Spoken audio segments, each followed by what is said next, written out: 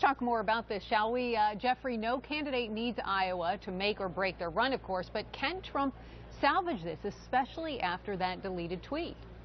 Sure, I think he can. I was talking into some folks in Iowa just yesterday, and one of the interesting anecdotes they told me is that in Burlington, Iowa, which has a population of about 25,000, 4 years ago, Rick Santorum won Burlington with 388, the grand total of 388 votes. The other night, Donald Trump was in Burlington, and he attracted 3,000 to 4,000 people at a rally in a local gymnasium or whatever. People are very, very, supportive of Donald Trump. They're turning out for him, evangelicals included. And it was also pointed out to me, and I asked about evangelicals, and they said that he's doing very well with evangelicals. They're not stick figures. Actually, one of the biggest issues that they're concerned about is illegal immigration, which has nothing to do per se with being an evangelical. So absolutely, I think he'll continue to do just fine. So you're saying the poll's wrong then?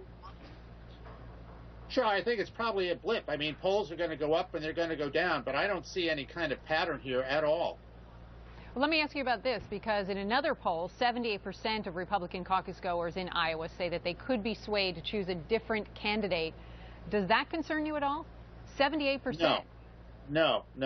It doesn't. I mean, we've seen his unfavorables were very high at one point, and then they turned around in a sort of startling fashion. I hate to say this, but we're starting to cruise ever so gently into the holiday season, where a lot of this hype is going to disappear in favor of Thanksgiving and Christmas, and then it will pick up again with a vengeance in January. So we have quite a ways to go yet.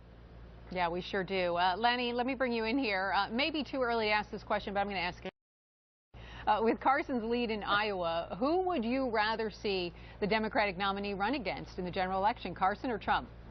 Well, I hate to make headlines on your show, but I'm organizing Democrats for Trump as much as I possibly can.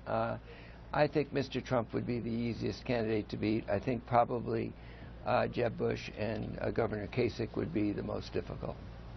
And why do you think that is?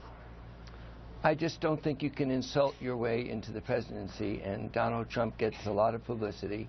Mr. Carson, as the prior commentator says, thinks that hyperbole and exaggeration and inflammatory rhetoric does you well in the Republican small electorate that votes in the primaries. But when you get into the general election, people think of you as the President of the United States, representing the United States of America. I just don't think insults are where most of the American people are to see in a president. All right. Thank you very much. I'm still for Lanny Donald Davis. Trump. Oh, you're still for Donald Trump. There you go. Democrats We'll for Donald Trump. I like it. All right. Thank you both.